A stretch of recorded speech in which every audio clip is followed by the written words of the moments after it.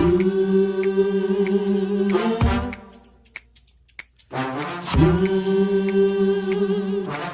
talk to God.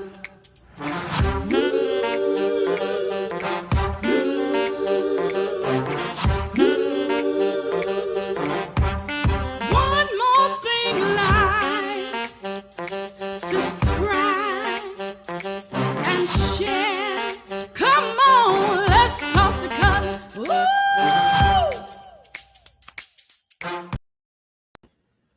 Good evening. Hey, y'all. It's Cutler here on the Let's Talk to Cutler platform, the Let's Talk to Cutler broadcast. It's already Thursday. It's the end of the week. It's the 27th of January. Month is moving along, and so are we. And chit-chatting, discussing a few things from this book right here, When I Am Overwhelmed, How to Handle Life at Its Most Intense Moments. And what some intense moments we've been talking about, just dealing with the things that we've been talking about, dealing with real life, real people, real situations, real issues, and the real way to handle those types of things that we've been dealing with. Hey, you all, do me a favor. And if you are just cruising by my channel for the first time, or if you've been by the channel before, do me a favor, stop and subscribe. Just stop, for goodness sakes. Just press the brakes and hang on and go ahead and subscribe. And not only subscribe, but do me a favor. Click on the notification bell after you subscribe, because it will let you know whenever I go live. It will let you know whenever I've uploaded new content, that kind of thing. And as you're joining the conversation, do me a favor this evening. While you're joining the conversation, go ahead and do a thumbs up, because the thumbs up makes me happy, but it also says to YouTube that you kind of like the stuff that we talk about, all right? So again, we've been talking about how to handle life at its most intense moments. We've had some conversations about making sure that we give our emotions a voice. We've been talking about how to encourage ourselves, how to really talk to ourselves. We've been talking about how to encourage other people. And more poignantly, recently, we've been having this in-depth conversation about how to build a peaceful habitation. We are still in that vein. We're still in that conversation about building a peaceful habitation. And we're staying here for a while, as long as we need to, because building a space of peace is not done easily. It's not done overnight. So we're talking about some of the things that we can do. One of the things we looked at, being courteous and being kind and being courageous and all those sorts of things. And I want to talk about that again a little bit more. I want to move and read a little bit more than I did before. But one of the things that we talked about in our last conversation, I pondered over our conversation so much, because we talked about making sure that we do people inventory. Did you all enjoy that conversation? We talked about what kind of people are in our lives, and we categorize these people because we looked at them. We said they're the recipients, people who are there to get. But let's look at those recipients, right? Because we said that those recipients could either be takers, who don't wait until you offer, but they just take, or they could very well be acceptors, who are waiting for you to pour into their lives. Now that was the recipients that we talked about. Then we talked about the donors, just catching us up. So if anybody's just running by and they say, what are they talking about? We're really talking about, this is about inspiration. It's about motivation. It is about challenging ourselves to be better and to show up a little bit better tomorrow than we did today. But how are we doing that? We're doing that by empowering ourselves to handle life at its most intense moments. So within the vein of doing people inventory and seeing what kind of people are in our lives, we talked about those two categories of people: the recipients, who may be acceptors or takers, and now we talked about donors, who may be trickers or treaters, the people who are giving positivity, the treaters who are giving positivity to us, and we also talked about the trickers who just sometimes just come with mess. Right? We talk about that. The people who sometimes they just come with mess. But we're not gonna deal with that, because we have a lot of and enough of that in life as it is every day. Let me shout out the LTTC VIPs just for a moment before we continue our conversation, as we're going to talk about what you say matters, because we're reading about building a peaceful habitation, and what you say matters. So I want to shout out the LTTC VIPs. They are the first three people who jump into the chat and into the conversation. And it is good to see each of you. Ray Della Lewis says, hi all. Hi, my friend Ray Della. T. Cutler. T. Cutler says, "Happy Thursday. Glad to be here tonight. Glad that you are here." And K. Sharp says, "A good evening. Good evening. Good evening." So, good evening to all of you. So go ahead and share to people. Come on, but tell them, come on. Let's talk to Cutler. But let's continue our conversation, you all, about building a peaceful habitation. If you want to learn how to handle life at its most intense moments, if you really want to know how to deal with life when I am overwhelmed, one of the things that chapter 4 lays out is building a peaceful habitation. And I'm going to pick up with the reading, but you all, it is important. What you say matters, as you will discover. We are on, let's see, which page are we on here in the book? Because one of my friends reminds me, Arthur, you're reading, so make sure that you keep up so you can tell the people where you are. I am on page 31. I'm reading on page 31. Hey, if you don't have the book, run over to Amazon and get it. Go over to Amazon.com and get the book. All right. But reading from page 31, understand that what you say matters. Because one of the things that I always say, and I tell people, I'll just read because I want you all to get that. I have learned that I am less likely to become overwhelmed if I strive to maintain a peaceful surrounding, not only with the people in my life, and I'm picking up because we did people inventory before, not only with the people in my life, but also based on my own contributions, my attitude, and outlook about my life. This includes what I do with my life as well as what I speak over my life. So I try to face each day with the mindset and an affirmation. And I'll tell you what the affirmation says. But you all remember, you remember how often we would do those. We were on Word Guard back in October, November. We were on Word Guard because I believe in the power of positive thinking, but I also believe in the power of the tongue, and what we say matters. We then were talking about speaking positivity over ourselves and over the lives of people who are connected to our lives. What you say about yourself matters. So I want to engage us in a little exercise about speaking positive affirmations, because honestly, what we say matters. I looked at a card that had my name on it just a few days ago, and I looked and I realized that when people call my name, or when I tell people what my name is, then I'm speaking that over my life. My name means watchful one who pays attention to details. And so you have to realize that what you say about yourself matters. There's power in your words. Life and death are in the power of the tongue.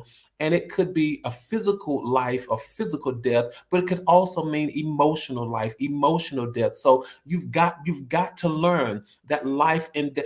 Do you not know? And I'm going to try to stay on a 7 or 8 before I jump up to a 10. But do you all not know that dreams and hope and joy and peace and all of those things are killed by the tongue? They're killed by the tongue.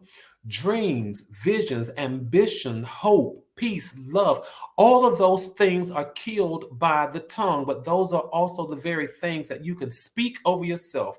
I speak peace over myself. I speak hope over myself. I speak ambition over myself. I speak success over myself through positive affirmations. And the one in the book is just an example. It's an example.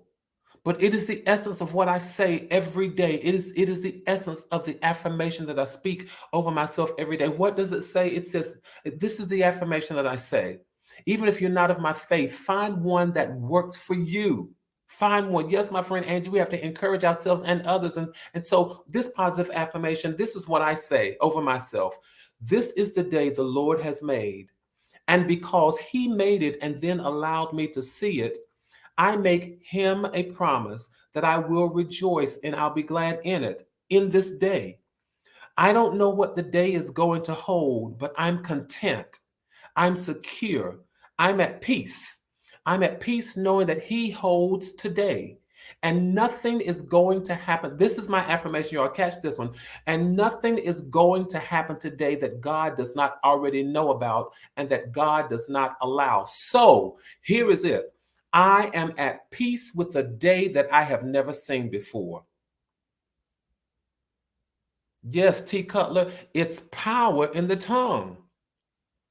There's power in the tongue, you all. And my affirmation again is I am at peace with a day that I have never seen before. And I'll go on and I'll come back to the exercise of developing these affirmations. And it is true. I don't profess to know the mind of God, to know the mind of the Creator. But I don't think that He, in His divine providence, foresaw a creation completely void of problems. Life is going to have problems. I do, however, believe, I believe that just as if you believe this scripture, that just as Christ told the disciples, listen, I'm offering you peace. I'm giving you peace. I'm giving you this divine peace, the ability to handle chaotic moments in life so that you will not live in a constant state of being overwhelmed. I'm giving you enough. We have enough. We have enough inside of us. Enough inside of us so that we can handle people and circumstances in life peacefully without falling apart. Sometimes you have to say to yourself, I'm not going to fall apart. I have the ability. I have the ability to stay focused. I have the ability to maintain. Because guess what, you all? When we are striving and we're working to build the peace, when we're working and striving and fighting to build the peace, it's not always going to look good. It's not always going to look good. You're right. You won't appreciate the sunshine if it didn't rain. So those bad things, those not so desirable things that happen, those are the things that we wrestle with, we struggle with, and we fight through, and we forge ahead through to get to a space and a place that we fully appreciate. When we fully appreciate that space. And so I believe one of the things that we have to strive to do, one of the things that we have to do is again to speak positive affirmations. Cutler, what do those positive affirmations look like? I'm curious. You all tell me, my friends and fellow travelers and brothers and sisters and those of us in this community of winners, what do your positive affirmations look like? Maybe we have people who are going to join the replay. Maybe we have people who are watching and sharing with us tonight who don't understand what positive affirmations look like. Cutler, what are some examples of positive affirmations? Could you give us a few? Absolutely. You all know I'm prepared to give you a few positive affirmations tonight. These are the things. And you all might want to replay this just for the sake of catching some of these affirmations. But learn to speak these things over your life and over the lives of people who are connected to you and people who are attached to you, over the lives of young people. If you have any smaller people in your life, learn how to speak these things over the lives of everybody who are connected to your life. Say things like this: I know I can accomplish anything I set my mind to. Say things like, I believe in, trust, and have confidence in myself. These are positive affirmations. You have to tell yourself things like, life is not my enemy. Affirmations are the things that ground us, and they are the things that propel us into positivity and peace. They ground us, they give us a footing, as I call it, and then they propel us into positivity and a space of peace. Say to yourself things like, I will strive today. I will strive to live today to its fullest. Sometimes when you tell yourself this, when you tell yourself, your words have so much power until as you're striving to live today to the fullest is calling you.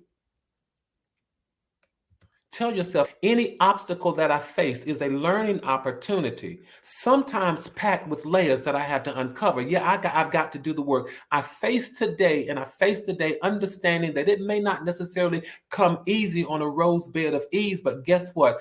Although I face what looks like an obstacle, here is what I understand. I understand that it is a learning opportunity. And sometimes I've got to unpack and uncover the layers to learn.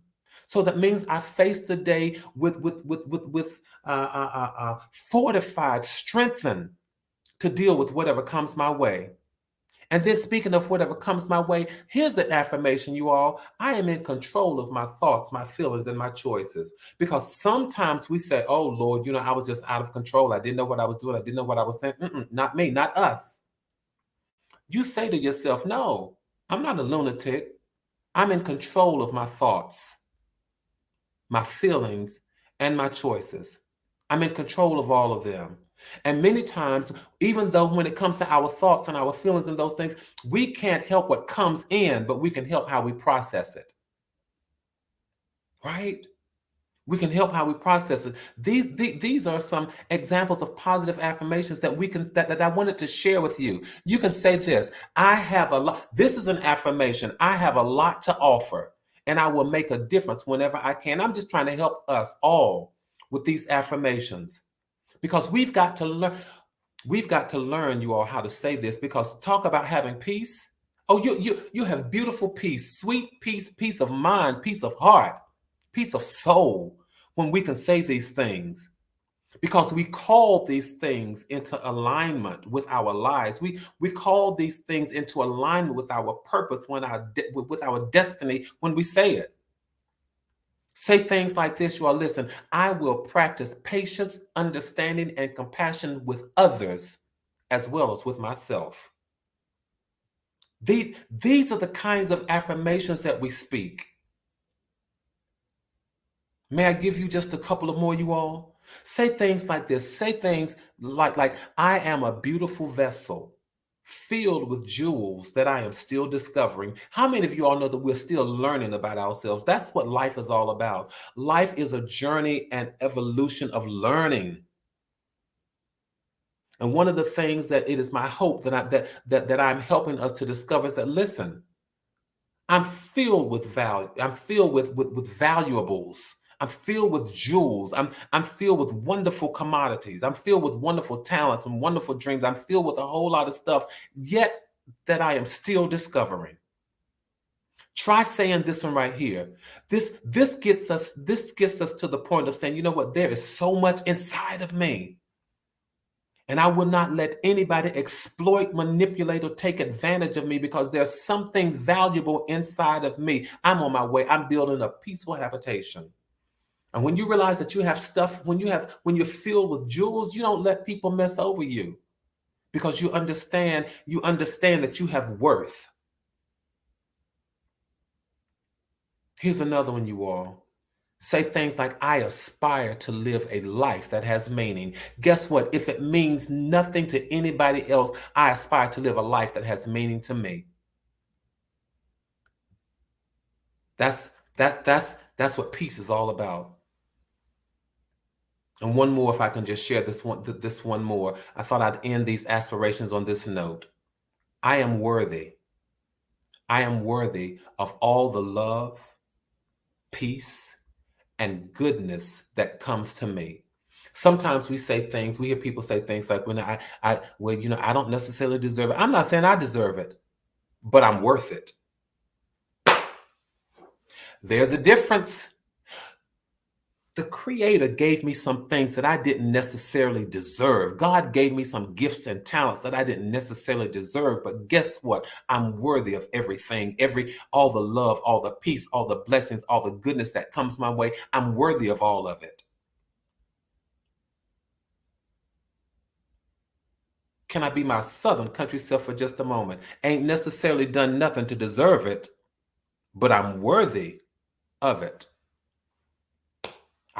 I hope I'm lifting some of us tonight to a place that we're learning. Thank you all. These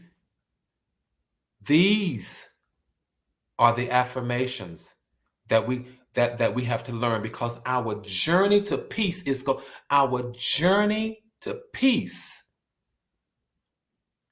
it's not always paved along a golden path. The journey to peace is not always paved along a golden path. That's why I often say this, the same way that we are charged and called to contend for our faith, I say let's do the same thing for our peace.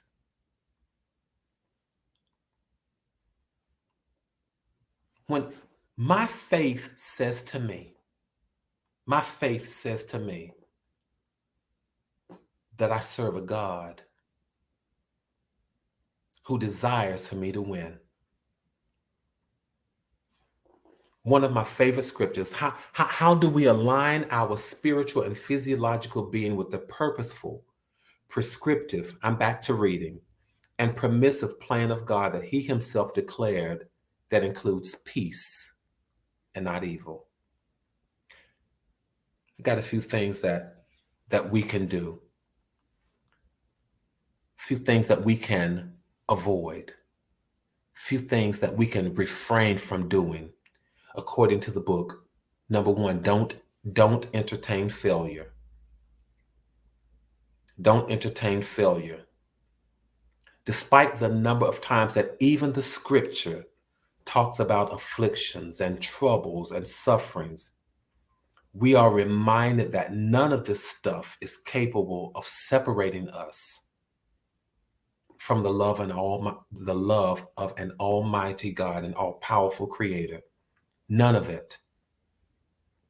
So despite the afflictions, despite the troubles, we are seen. God sees us as victorious, as more than conquerors. May I just talk to you from my space of faith? That God sees us as more than conquerors. So if he sees us as victorious, you all, there is no reason to ever entertain failure. I understand. I want to be transparent. I want to be very clear. I understand no one, according to, I wrote it in the book, no one is exempt from failure. So don't ever believe anybody who says that he succeeds at everything. We all fail at something. We might arrive late. We might not get every job that we interview for. We won't have a relationship with everybody that we find attractive, or we might finish in second place, last place, or not at all. However, your righteousness, your value, the things that are inside of you, none of that decreases or diminishes based on the fact that you failed. No, none of that. Who you are does not decrease based on the fact that you failed at a temporal or temporary effort. Because the measure of your strength is not in the fact that you failed, but the measure of your strength is in your ability to rise and get up without self-condemnation, without just waddling there, but get up. Don't entertain failure. Don't entertain your failure or anybody else's. I'm talking about how do we have peace? Peace that leads us to the space of not being overwhelmed. How do we get to that space of not being overwhelmed? How do we get to that space of having peace? One of the things, don't entertain failure. Don't entertain it. We all would deal with it. That's why I wanted to be so honest, so candid in this book. You won't come in first place at everything. You won't be the best at everything. You have some fumbles along the way. But your strength is found in your ability to get up. May I offer us tonight the power to get back up. That is my offering. The power to get back up and the power to see yourself up. Listen, you will never get up until you have the power to see yourself up. And so I offer us the ability to see ourselves up. Because if you've ever fallen down, you know what up looks like. And you say to yourself, I ain't staying down, but I'm getting up, because you know what up looks like. All right. So don't entertain failure. Y'all know I only have 1,800 seconds. I'm not going to be much longer. I only have 1,800 seconds, but don't entertain failure, yours or anybody else's. And then don't envy friends or foes. Y'all see this DEF? Before we did the ABC, now we're with the DEF. But don't envy friends or foes. According to what I wrote in the book, I wrote, I have discovered that there are times when some people welcome everything in their lives except peace. Some people get caught in downward spirals and just refuse to even try to get up. And it appears that they want nothing more than a pity party. That upsets the balance of peace in their lives. Some people just want pity parties, but no, I speak death to pity parties. I speak death to pity parties. Do I sometimes need the empathy and the understanding of others? Yes. But do I need a pity party? No. Do you need a pity party? No. So I speak death to pity parties because pity parties are designed to suck the energy out of you and pull you down and to pull you under and to overwhelm you. So I speak death to those. One surefire way of lapsing into a pity party is spending a lot of time comparing yourself with other people. That's why I say don't envy friends or foes. You all know it's true. I wrote, excuse me, in this day and age, it's easy for us to envy other people. You all know where I'm going with that. It's easy for us to envy other people when we think they live in bigger homes, drive finer cars, wear better clothes, travel to more places, make more money, know more people, and hold more degrees than we do. Social media makes it so easy for us to compare ourselves to other people who post the details of their whole life for the entire world to see. Do you not know that many times when you see the pictures and the things that people post, did you know they have taken 5, 6, 7, 8 different shots just trying to get a picture to post on social media so they can portray a particular image to people? So don't you envy what you see on social media. You're right, McDina. It's about our ability to get up. We're not defined on how we stay, but it's how we get up.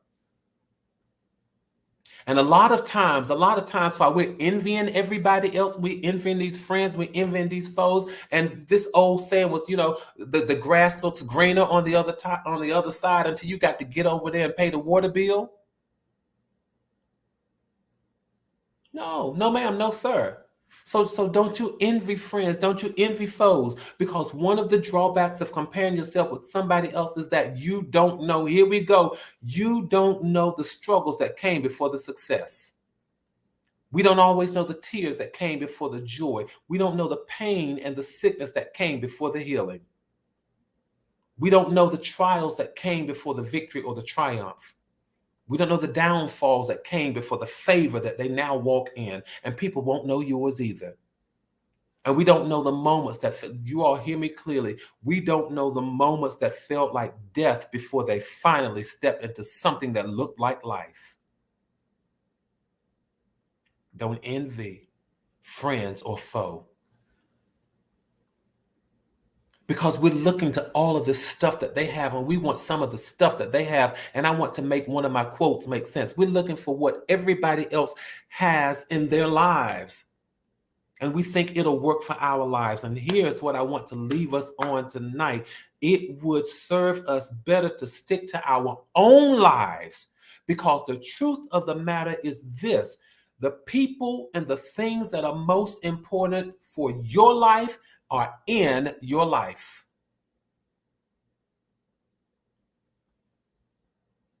The things and the people that are most important for your life are in your life. So I'm trying to help us not to become overwhelmed in how to handle life at its most intense moments. Don't entertain failure. Don't envy friends. And let me just tell you this third one. Don't ever forget the lessons and the trials and the things that you've come through. Don't ever, thank you. Right. Sometimes it's basically, folks, listen, you got to mind your own business. I ain't got time to worry about my friends or my foes. I grew up in the country, so y'all know I got a whole lot of Southernisms. My great-grandfather would say things like this. He said, I got 6 months to mind my business and 6 months to leave yours alone. So, Granddaddy, what in the world does that mean? Think about it. I got 6 months to mind my business and 6 months to leave yours alone. I got enough going on in my life that I've got to manage. I got enough affirmations that I've got to develop. I got enough affirmations that I've got to speak. I've got enough affirmations of things that I've got to call into alignment with my life. So here, the last one I offer us tonight. Don't ever forget. Don't ever forget. Angie, I love the fact that you have a lot of wonderful sayings that I like. Mind the business that pays you. Yes, ma'am. That's right. Come on, y'all. We're talking about how to maintain our peace. And what I realize is this: many of us have gotten to a space of peace. Let's help others get there. Many of us have gotten to a space of peace. Let's fight to stay there. Many of us have gotten to a space of peace. Let's enlarge our territory, our space of peace. And never let people make us feel bad for what we've come through to get there. Listen, I'm telling y'all, my journey to peace, and I'm almost 60 years old, my journey to peace is worth me fighting to keep. It is. So I will never forget the journey. I will never forget the lessons. I will never forget the blessings.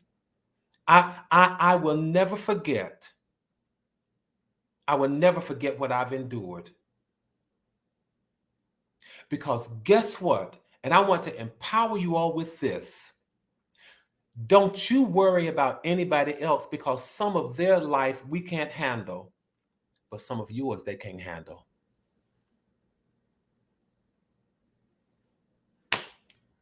Don't entertain failure. Don't envy friends or foes. Don't ever forget. Learn how to lay foundations, kind of like the people in the Bible who built who had these stones to remind them, and they called the stones Ebenezer. It just meant hitherto God has brought us. Keep your stones to remind you that hitherto it is your journey. It's what your journey looks like. Next go round, we're going to talk about capturing the lyrics of your life. I want to see how many singers I got out there, how many songwriters, how many musicians I have out there. Because when we talk about that, a lot of the obstacles are just opportunities waiting to be uncovered. Sometimes what you've got to do is just sing through it. You got to look at life and learn how to write a song about what you're going through. Sometimes you have to look at life and learn how to write a song about where you want to get to. All right. I want to thank you all for spending these 1,800 seconds with me, and understand this. We're empowering ourselves how to handle life at its most intense moments. You all do me a favor. Do me a favor if you would. Let's keep building community. Tell other people to come on and meet us here on these Tuesdays and Thursdays, all right? Let's maintain connectivity. As we see our friends and brothers and sisters and fellow passengers in the chat, make sure that you chat it up and say hi to them before we leave and all those sorts of things. And check on people. Check on the people in your circle, in your space, in your life. Maintain connectivity. Keep your heads up. Keep your hopes up. Stay safe. And stay sane. Don't let people run you crazy. And don't you run anybody crazy yourself, all right? Please know this, from my heart to yours, there is and always will be so much love. Good night, everybody.